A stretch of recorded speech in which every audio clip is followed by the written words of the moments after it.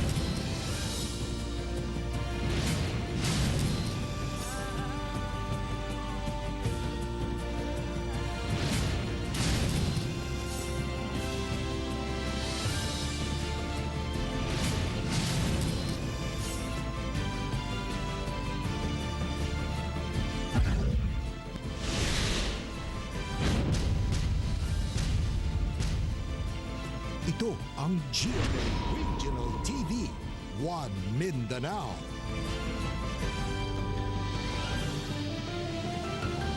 May hapon Mindanao, kini ang GMA Regional TV 1 Mindanao. Hatod na mga pinakadagkog, pinakulahing balita sa Mindanao. Ako si Tek Ocampo. Sara Hilomen Velasco. Rian Soroche, live gikan dinhi sa GMA Davao Complex.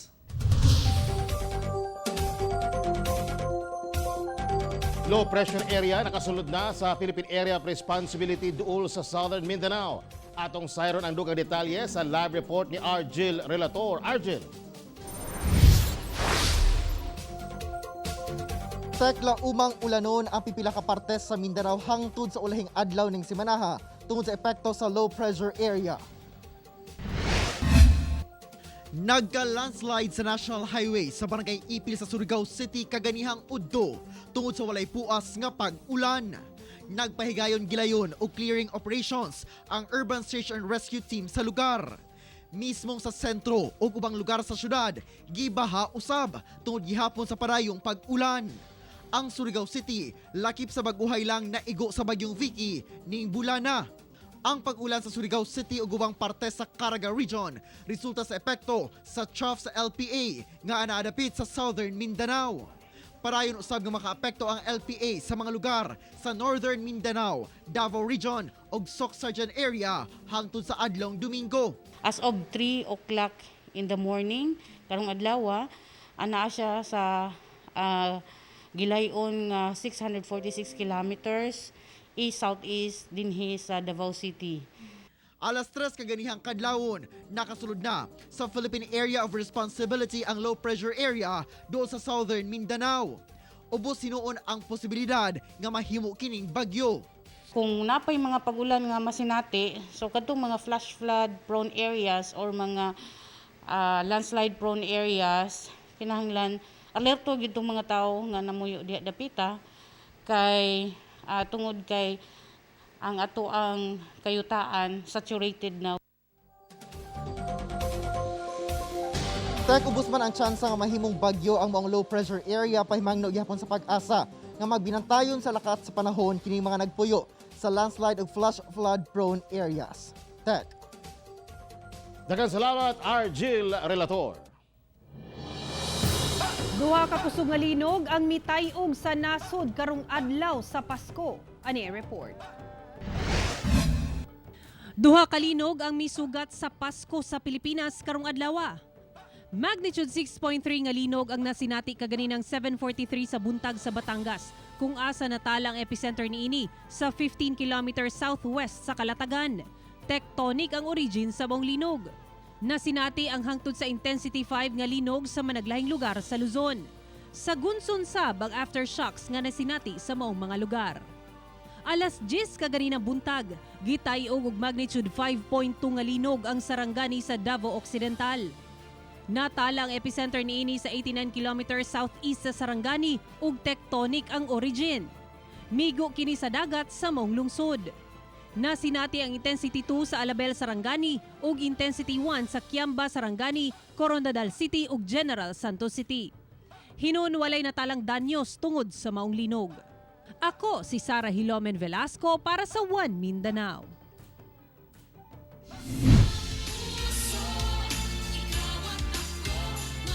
Mga Dabawenyo, malipayon gyapon nga gisaulog ang Pasko luyo sa pandemya. Anong report ni John D. Esteban. 5, 4, 3, 2, 1. Merry Christmas! Ruiz family! Pinaagi sa pagginaksanay, pagmano sa mga katiguangan, pagtimbaya ug Merry Christmas sa matag miyembro sa pamilya ug simpleng salo-salo. Ingon ani gisaulog sa pamilyang Peñalosa ang Pasko karon tuiga dinhi sa Barangay 76-A. Malipayon gihapon, luyo sa mga hagit nga dala sa pandemya. Lakip niini ang paghunong ni Tatay Reynaldo sa pagpamasada og taxi kay lugi na. Sa unang tuig, bibo man to daghang tao kay wala man tay pandemya. Lahat ang kanros pandemya yang atong pailipay. O sige lang at least nga nakapakanta nanghalit nagpalipay gamon na sa gamay ra. Kining pamilyang Ragas giagi na lang sab sa pagsayaw ug pailog og kwarta alang sa mga bata ang kasaulugan sa Pasko. Hindi lagi pa mong kagalingon kay para kurag dili to na kuyawan sa COVID. Importante maay taglawas. Samtang ang pamilyang Kilantang, pas lang una daw sila sa party, gumikan bawal. Wala nagkaon-kaon lang mi sa sulod. Dito na lang mi sa sulod kay bawal naman sa gawas. Walay tapok. Dinhi sa Rizal Extension kung sa nakalabayng tuig, maglagubo ang makalingaw nga musika. Karon, makabungog ang kamingaw. Okay gyapon, balag na COVID at least happy gyapon, merry gyapon ang Christmas. Ang uban, una gisugat ang Pasko, mitambong una sa Christmas Eve Mass. Ning mag-asawa dinhi sa San Pedro Cathedral nagsimba. Unta ma-okay na ang kalibutan na COVID-free ang Davao, especially ang tanan-tanan. After this, sir, asa man mo karon nag-celebrate sa Christmas? Muli sa boarding. Sa dito na lang. Simple salo-salo na gihapon. Yes. Gipasabot usab ni Reverend Father Voltaire Dimol ang tinuod nga diwa sa Pasko. Kini ang paghinumdom sa sakripisyo sa Ginoo alang sa atong kaluwasan. Some of us on our field today have superficial expectations of God and uncelebrated Christmas. Superficial in the sense that we were captured by the spirit of commercialism and social aspects of Christmas. No longer young adoption. And I wonder whether we still have in our hearts the good essence of Christmas. Merry Christmas mga kapuso! Kauban si Mel Colmenares sa kamera. Ako si John D. Esteban para sa One Mindanao. Bisa na sa pandemya, mabulukon gihapon ang pagsaulog sa Pasko sa Kidapawan City pinaagi sa ilang fireworks display.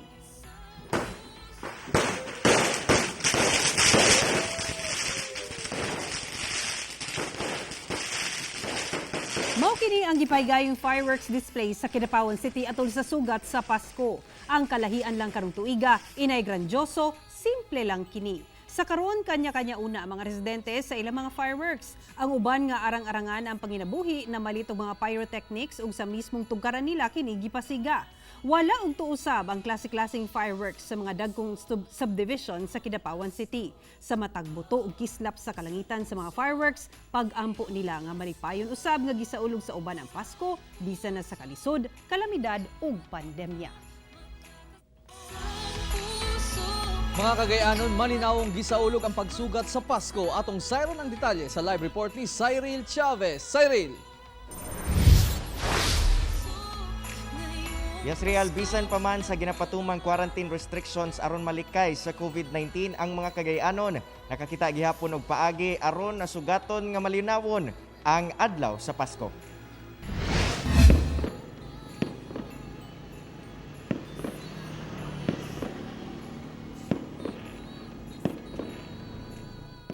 Nindot nga mga fireworks nga nagpahayag sa kalangitan ang usa sa mga misugat pagka alas 12 sa kadlawon sa Cagayan de Oro City. Apan kamatikdan nga minus lamang ang nagpabuto kung itandi sa nakalabayng tuig ug ang mga naandan nga bibong dalan nga bisan asa kalingi dunay party. Karon, mingaw na ug gani halos walay mga tao nga makita sa kadalanan. Ingon ani ang sitwasyon sa Cagayan de Oro City atol sa pagsugat sa Pasko kaganinang kadlawon. Padayon pamanggod ang pagpatuman sa lokal nga kagamhanan sa 10 PM curfew isip usa sa mga preventive measures batok COVID-19. Mingaw man ang pagsaulog sa Kapaskuhan karong tuiga kung itandi sa mga milabay nga tuig tungod sa COVID-19 restrictions. Apan ang mga Cagayanon nakakita gihapon og laing paagi. Ang pamilyang Nala sa Barangay 37 nga taliwala sa pandemya, bibo gihapon ang ilahang paagi sa pagsaulog sa Pasko. Sanglit, kilid mismo sa dalan sila nagluto sa ilahang handang lechon. Sigon ni Salvador Nala nga nagtinabangay na lang silang upat ka magsuon aron makapalit og lechon karong tuiga bisan sa kalisod tungod sa pandemya. Paagi nila kini aron magpasalamat sa Ginoo sa grasyang naangkon sa pamilya. Amo ni kansa mga magsuon ako na nagtinabanga mi. Magkuhan mi kay birthday sa among titasaan. Amutan gina mo ni siya akong magsuon. Nakisadya man ang LGU sa pagsaulog sa Pasko apan ilang tambag nga kanunay mosunod sa minimum health standard aron malikayan ang pagtinakdanay sa COVID-19. Pagbaton sa disiplina lang yun sa matag usa no manato ang hangyo gyud sa tong katawhan nga lagi mag-adjust ta sa atong gitawagan new normal, especially karon sa pandemya nga di gyud angay magkumpiyansa pa kay napagyapon ang virus sa atong palibot. Riya lahi-lahi man ang atong paagi sa pagsaulog sa Kapaskuhan tungod sa pandemya. Apan ang importante nga dili nato malimtan ang tinuod nga mensahe niini, ang mensahe sa gugma o ang adlaw sa pagkatawo sa atong manunubos nga si Jesus.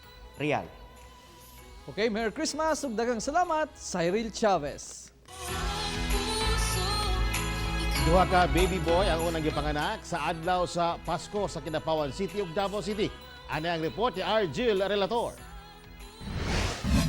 Sa Kidapawan City, himsog nga gipanganak ang usa ka baby boy. 1:58 karong adlaw sa Pasko. Elijah, usa ka biblical name ang gipangalan sa ginikanan ngadto sa bata. Gikonsiderang blessing sa ginikanan ang pagkatao ni Elijah nga natunong pa sa adlaw sa Pasko. Bugtong si Elijah lang ang gipakatao sa isa sa upat ka mga birthing centers sa syudad.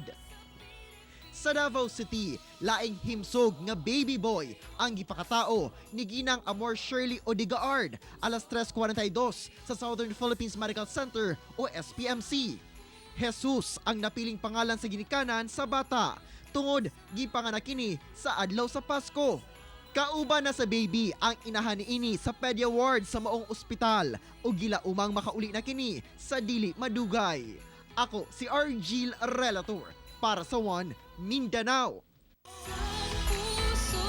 Mga residente sa Sarangani Province ug General Santos City nakadawat og pinaskuhan gikan sa gobyerno ug sa usa ka mall. Gatusan ka mga residente sa poblasyon sa Alabel, Sarangani ang nakadawat og pinaskuhan nga bugas gikan sa igsuon ni Senador Manny Pacquiao nga si Congressman Ruel Pacquiao. Sa General Santos City, anaa sa 650 ka mga badyaw ug 100 ka mga tricycle driver ang nahatagan og food packs gikan sa lokal nga kagamhanan ug usa ka mall sa General Santos City. Gihimo ang gift giving agig pagtabang sa mga apektado sa pandemya. Tuloy-tuloy lang nila ang atong pagserbisyo sa tanan nga panginahanglan, no? Sa kalinaw, sa edukasyon, sa health, sa tanan nga sectors nga nanginahanglan og atensyon.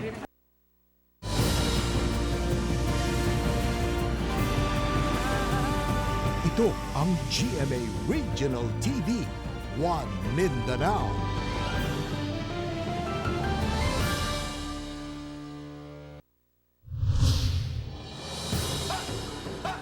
Shabu nga gisulod sa instant noodles nga ipalusot unta sulod sa Davao City Jail na booking. Anay ang report ni John D. Estaban. Sa prisuhan nagpasko ning maghigala human misulay og pagpalusot og illegal nga droga pasulod sa Davao City Jail kagahapon sa hapon.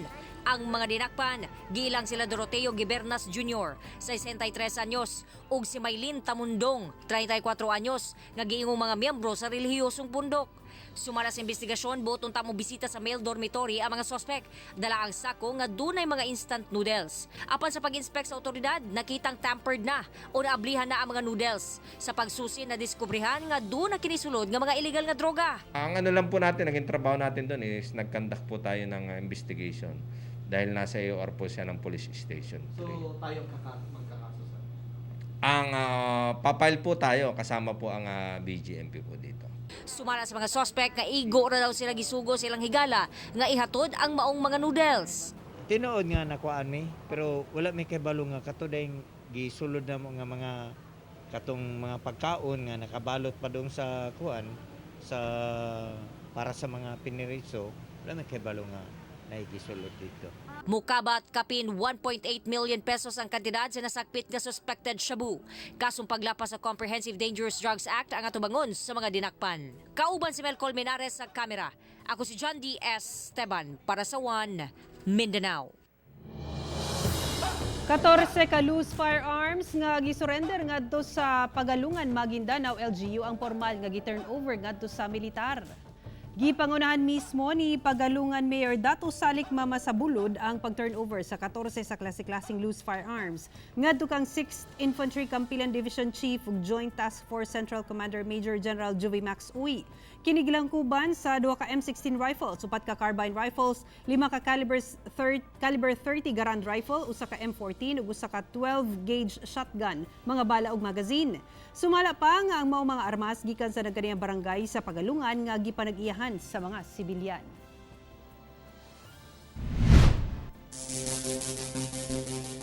Gipasabot ni Cagayan de Oro City Mayor Oscar Moreno nga kinahanglan ang QR code sa mga Cagayanong buot magpabukan a bakuna kontra COVID-19 kung available na kini. Anyang COVID-19 update sa Mindanao, pinaagi nining report.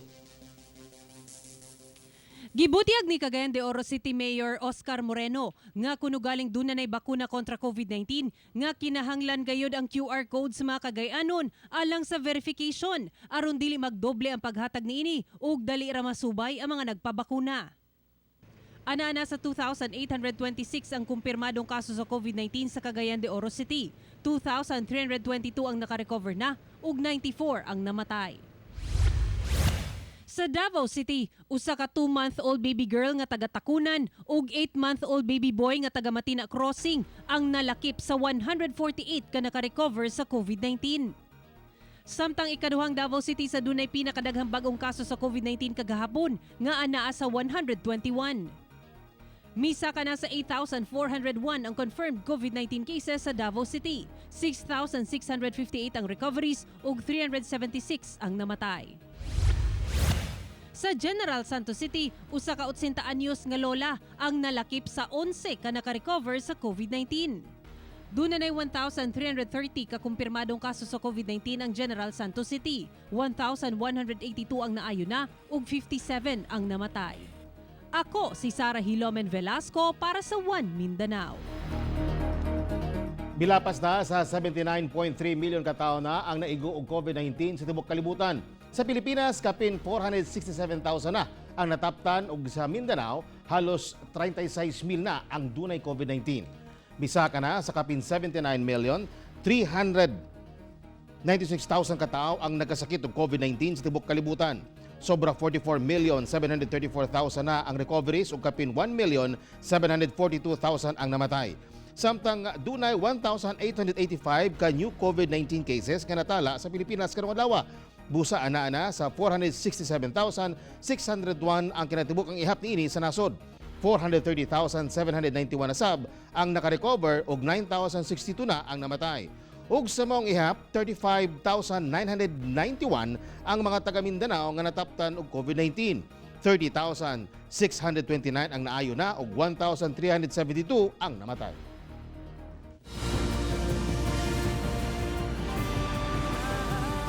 Ito ang GMA Regional TV, One Mindanao.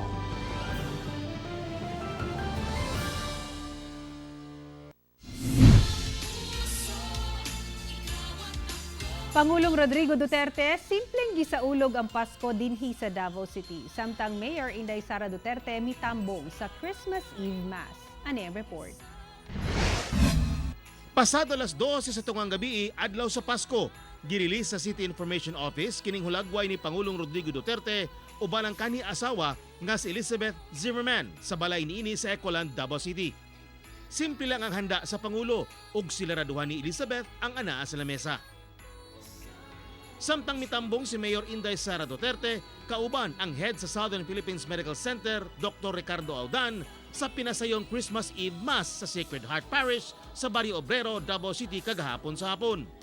Giubanan ni Audan ang alkalde sa paghatod kang baby Jesus sa manger.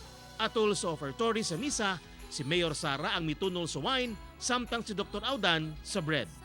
Ako si Teco Campo para sa One Mindanao. Malinawon og hapsay nga gisaulog sa Generals ang Pasko sa Jensan.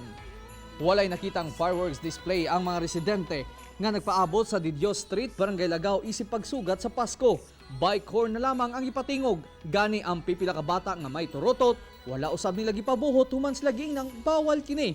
Mingaw man ang pagsugat sa Pasko sa Jensan apan malipayon usab ang pagsalo-salo sa simpleng Noche Buena nga giandam sa mga residente. Minus usab ang palit sa lechon nga tradisyonang ginahanda sa Kapaskuhan. Kung sa nakalabayng tuig kapin 300 ka lechon ang orders, karon kapin gatos na lamang. Pipila ka mga tendero og pabuto sa Cagayan de Oro City ang nag-uol karon human gipasiradan sa otoridad ang ilang mga pwesto tungod kulang sa permit. Dugang detalye sa report ni Cyril Chavez. Wala ray usa ka adlaw sa pagpamaligya og pabuto kining mga vendor sa Rodelsa Paseo del Rio sa Cagayan de Oro City human nga hingpit silang gipahunong og operate sa otoridad. Dako karon ang problema sa mga mamaligya ay tungod sagad sa ilang kapital, inutang pa. Ang uban kanila, gihimo pang collateral ang mga titulo sa yuta aron lamang dunay kapital sa pagbaligya og pabuto. Usa lamang si Dondon Pagaspas sa mga vendors nga naguol tungod sobra 150,000 pesos ang utang nga iyahang apason. Namoblema siya kung unsaon pagbawi sa kapital nga gipasirad-an man sila sa lokal nga kagamhanan. Sakit bang ano naon pero ginawat na lang gyapon namo. Kay mao naman gina. Wala man tay mahimo kay di man sa ta pwede na mosupak sa balaod pod. Kay subay lang gyapon sa balaod. Sumala sa LGU nga ang pagpasirado nga ilang gihimo subay sa mando sa Department of Interior and Local Government kun DILG o Regional Civil Security Unit 10 tungod sagad sa mga vendors wala nakakuha og special permit to sell. Ipatuman lang kuno sa LGU ang balaod sanglit aduna kunoy duha ka vendor nga nakakumply sa mga permit. Busa walay rason ang uban nga dili usab makakumply. Kung ubay-ubay nga atong na-orderan sa pagsirado, pag-stop lang sa but i-assist po nato no by Monday na may opisina pagyapon Monday and Tuesday para maapas pa nila ilang mga permits so fully and kana dayong pagkabadayon sila sa ilang pagpamaligya. Nang hinaot na lamang ang mga napasirad ang tindahan nga matagaan sila og higayong makabaligya pagbalik aron mabawi ang gikapital sa negosyo. Kauban si James Yap sa kamera. Ako si Cyril Chavez para sa One Mindanao. Mga beach resort sa Davao City nga kanhi ginadagsa sa katawhan matag adlaw sa Pasko, unsa kaha ang sitwasyon karon? Atong Siron pinaagi nining report. Kung kaniadto, ingon ani kadaghan sa mga tao ang mudagsa sa mga beach resort sa Davao City aron mga ligo sa adlaw sa Pasko. Apan karong dunay pandemya, mingaw ug igo na lang mga caretakers sa matag beach resort ang makita. Vivo jud noon to kay daghan man kay mga ligo god. Doon na may mga misulay og sulod sa beach resort apan ginabawal kini. Subay sa Executive Order No. 57 Section 18 nga gipagula ni Mayor Inday Sara Duterte, gibawal ang bisag unsang matang sa leisure activity sa Davao City. Epektibo ang kamanduan hangtod katapusang adlaw ning tuiga. Wala dili mi nagadawat og mga customer daghan unta mosulod usahay. Kung maghangyo sila kabawal man jud, hindi mi pasulod. Bahalag walay kwarta basta wala tay kuha na sakit. Kauban si Jojo Solarte sa kamera. Ako si Teco Campo para sa One Mindanao.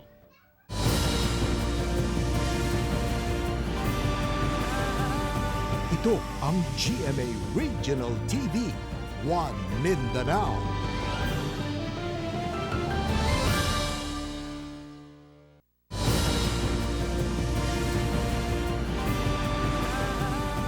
Ito ang GMA Regional TV, One Mindanao.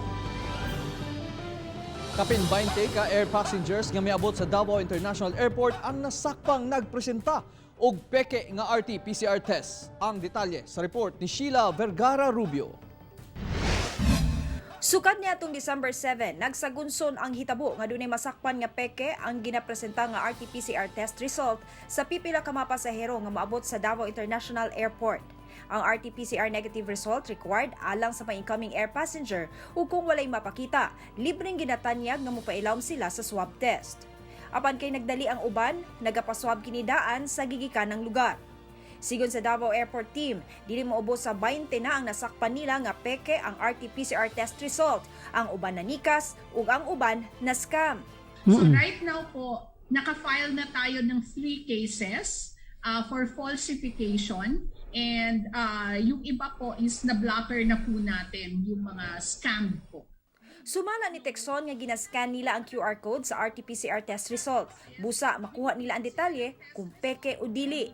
Ang uban kuno, mabitik sa kabarato ug kadali sa proseso sa swab testing apan peke di ay. We ask for the hard copy or the ones na naka-email, either hard or soft copies, okay? Ngayon kung meron pong QR code, yung test result, yun yung pinakamadali. Sa scan lang namin and we do know kung saan yan papunta, ano ang hahanapin namin. Busa way puas ang pahimangno sa kagamhanan nga dili manikas ug magbantay usab aron dili maskam. Ako si Sheila Vergara Rubio para sa One Mindanao. Usa ka libreng webinar sa financial literacy ang gitanyag sa civic organization sa Davao City alang sa mga sundalo sa 103rd Infantry Brigade sa Philippine Army. May pailam sa free webinar on basic financial literacy ang usa ka gatos ka mga sundalo sa 103rd IB headquarters sa Purok 9, Barangay Mahayag, Bunawan District, Davao City.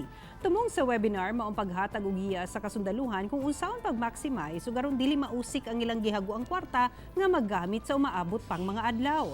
Dinhi ipasabot kung unsay angay buhaton ug unsaon pagplano sa saktong paggasto sa kwarta ilabi na karong dunay pandemya. Ang webinar gipangunahan sa Philippine Institute of Certified Public Accountants, Davao Chapter ug Rotary Club of East Davao. Usa ka bar sa Cagayan de Oro City ang nag-operate bisan gibawal pa temporaryong gipasirado sa otoridad. Sa pagsuroy sa Regulatory Compliance Board kung RCB, inubanan sa kapulisan, ilahang nadakpan ang usa ka bar sa Corrales Avenue nga ga-operate bisan bawal pa. Subay sa IATF Resolution No. 56, wala pagitugutan nga mag-abli ang mga bars ug susamang mga patigayon sanglit dako ang tsansa niini nga mamahimong tinubdan sa pagtakod-takod sa COVID-19. Nasakpan sab sa mong imnanan ang anaa sa 25 ka mga individual nga nag-inom sa lugar.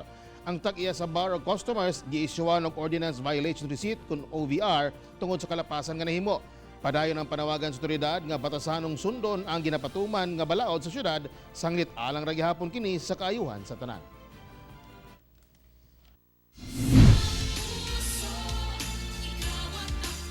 Gipangunahan ni Davao City Mayor Inday Sara Duterte ug Vice Mayor Baste Duterte ang naandang Christmas presentation sa mga enkargado sa Davao City Government.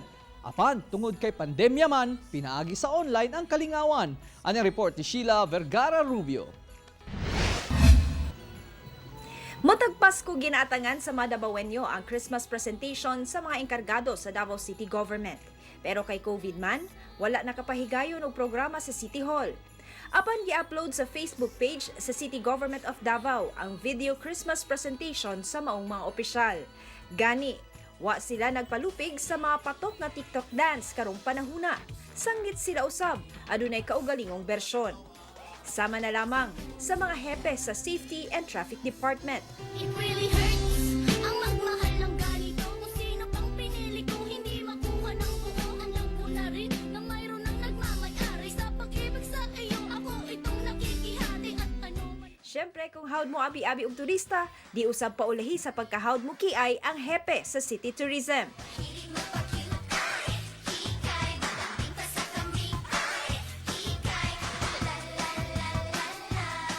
Bida ang dance moves sa matag department head sa ilang nagkadayang opisina.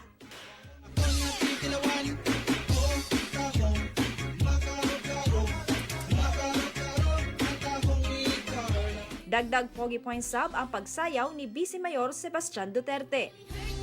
Ang magmahal ng ganito. Kung sino pang pinili kung hindi makuha ng buo.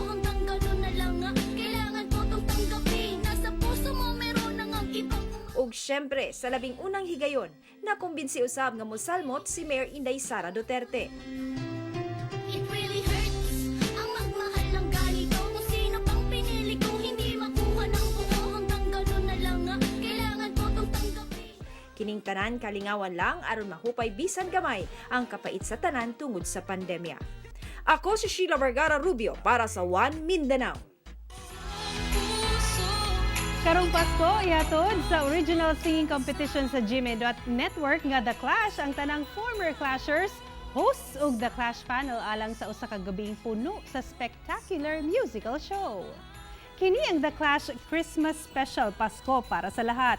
Taliwala sa kalisud ug pandemya nga atong naagian karong tuiga, karong holiday season dili kini mamahimong babag aron magmalipayon og mas madasigon sa atong pagpanginabuhi. Tungod niini, dalitan kamo mga kapuso og mga kanta sa paglaom ug pangpadasig nila ni Clash Masters Julian San Jose Graver Cruz, Journey hosts Rita Daniela ug Ken Chan, The Clash panel nga gilangkuban nila ni original concert queen Pops Fernandez, Asia's romantic balladeer Christian Bautista ug comedy concert queen Ai de las Alas ug The Clash champions nga sila si Golden Cañedo, Jeremiah Tiangco ug Jessica Villarubin. Busa tutok na mga kapuso sa The Clash Christmas Special Pasko para sa lahat karong gabi pagkahuman sa 24 oras.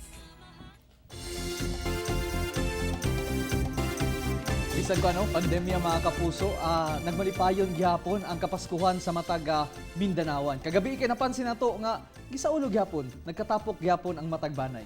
Bisan mingaw no, makitan magid nato nga mingaw ang kadalanan, pero makita nimo ang pagtapok-tapok sa matag family. So murag nahimo siya nga chance para magband hinuon ang tibok pamilya kay magkauban sila nga sa isa ka balay. Unya murag mas meaningful no ang pagtapok-tapok sa mga pamilya tungod kay dili saba, walay mga pabuto, walay samok, bawal man ka mag-saba sa mga sound system.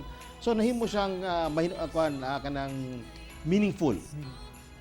So sa ato mga kapuso, Merry Christmas! Merry Christmas!